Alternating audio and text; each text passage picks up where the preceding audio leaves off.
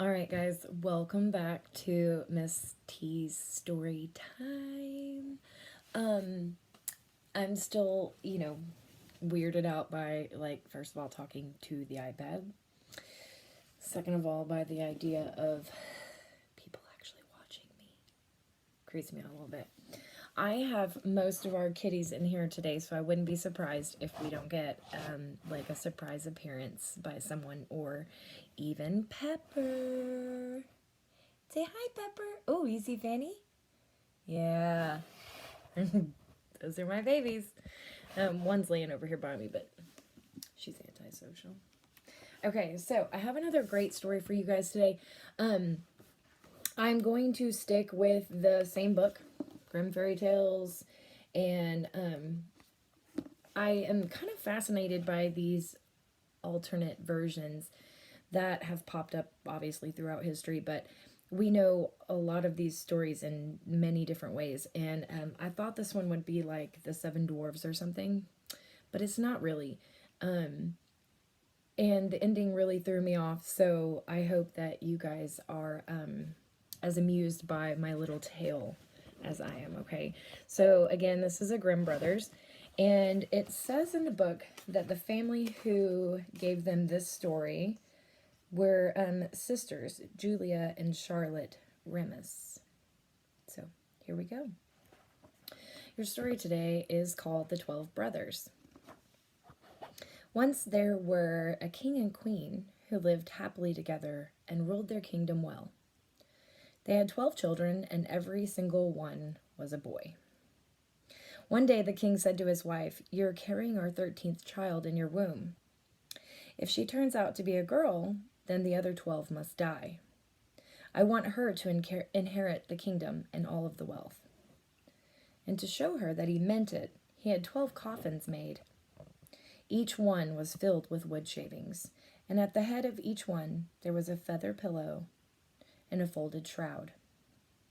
He then had to put them in a locked room and gave the key to the queen. "Tell no one about this," he said. The mother sat weeping all day until her youngest son, who was called Benjamin, after the boy in the Bible, asked Mother, "Why are you so sad?" "My dear child," he said, "I can't tell you." But he wasn't satisfied with that answer. He gave her no peace until she unlocked the room and showed him the 12 coffins, all in a row, with wood shavings and the pillows and the folded shrouds. Weeping as she spoke, she said, "My sweet Benjamin, these coffins are for you and your brothers. If this child I'm expecting is a girl, you will all be killed and buried." Benjamin embraced her and said, "Don't cry, Mother. We will run away and look after ourselves." "Yes," she said, "that's a good idea. Go into the forest and find the highest tree you can. Keep watch on the castle tower. If I give birth to a little boy, I'll raise a white flag. If I give birth to a little girl, I'll raise a red flag. And then you need to run and escape as fast as you can. May God protect you. I'll get up every night and pray for you all. In winter, I'll pray that you always have a fire to warm you. And in the summer, I'll pray that you won't be oppressed by the heat." When she had given them her blessing, the 12 brothers went out into the forest. They took turns keeping watch from a lofty oak tree. And after 11 days had passed, and it was Benjamin's turn, he saw the flutter of a flag being raised. But it wasn't a white flag. It was a red one. He scrambled down the tree and told his brothers. They were furious. "Why should we suffer for the sake of a girl?" they said. "We must take revenge for this. Any girl who crosses our path will regret it. Her blood will flow." They sought off deeper into the forest, and in the deepest, darkest heart of it, they found a little cottage. Sitting outside it with her suitcase packed was an old woman. "Here you are at last," she said. "I've kept the cottage clean and warm for you, and I've planted 12 lilies here, outside the window. As long as those lilies bloom, you will be safe. Now I must be going." She picked up her suitcase and disappeared down a dark path before they could say a word. "Well, let's live here," they said. "It looks comfortable enough. And she did say it was intended for us. Benjamin, you're the youngest and the weakest, so you can stay home and keep house. The rest of us will hunt for food." So the older brothers went out into the forest every day and shot rabbits, deer, birds, whatever they could eat. They took it home to Benjamin, who cooked it and laid it out on the table for them. They spent 10 years in the little cottage, where they were safe, and the time passed pretty quickly. Meanwhile, the little daughter was growing. She turned out to have a kindly heart, a beautiful face, and a golden star on her forehead. One day, when all the laundry had been done at the palace, she saw 12 linen shirts on the line, each one slightly smaller than the next, and she said to her mother, "Whose are those shirts, Mother? They're too small for Father." The queen answered with a heavy heart, "They belong to your 12 brothers, my dear." "I didn't know I had 12 brothers," said the girl. "Where are they?" "Only God knows. They went into the forest, and they might be anywhere now. Come with me, my dear, and I'll tell you all about it." She took the girl to the locked room and showed her the 12 coffins, with the wood shavings, the pillows, and the folded shrouds. "These coffins were made for your brothers," she explained. "But they ran away before you were born," and she told her how everything had happened. The girl said, "Don't cry, Mother. I'll go and look for my brothers. I'm sure I can find them." As she ironed the 12 shirts and placed them neatly and went out into the forest. She walked all day, and in the evening she came to a little cottage. She went inside and found a young boy. He said, "Who are you? Where are you from?" He knew she was a princess because of her fine dress, but he was astonished at how beautiful she was and at the golden star on her forehead. "I'm a princess," she said, "and I'm looking for my 12 brothers. I've vowed to walk on as far as the sky is blue until I've found them." And she showed him the 12 shirts, each one slightly smaller than the next. Benjamin saw at once that this girl was his sister, and said, "You found us. I'm your youngest brother, and my name is Benjamin." She wept for joy, and so did he.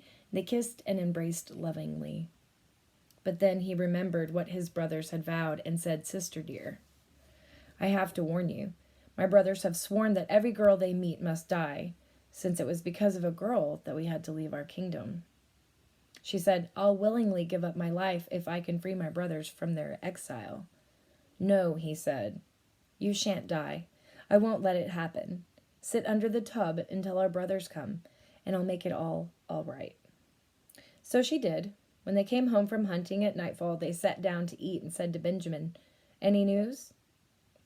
"Don't you know?" he said. "Know what?" "You've been in the forest all day long, and I've been here at home, and yet I know more than you do." "Know what? Tell us." "I'll tell you," he said, "as long as you promise the next girl you meet shall not die." By this time they were so curious they all cried, "Yes, yes, we promise. We will be merciful. Just tell us."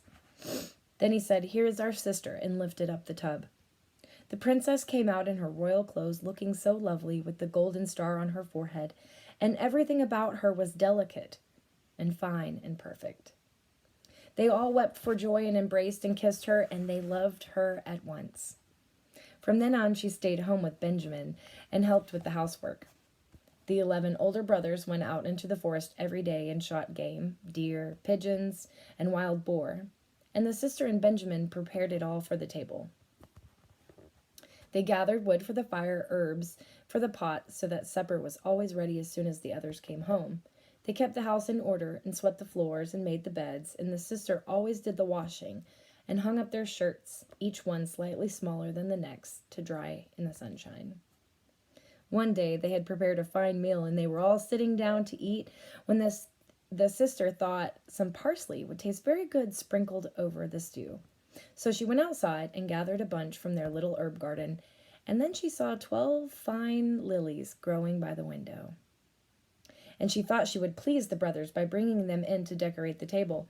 But the moment she cut the lilies, the cottage disappeared, and the 12 brothers were changed into 12 ravens that flew away over the trees with a dismal cry and vanished. The poor girl was left standing in the little forest clearing all on her own. She looked around in dismay and saw the old woman standing close by.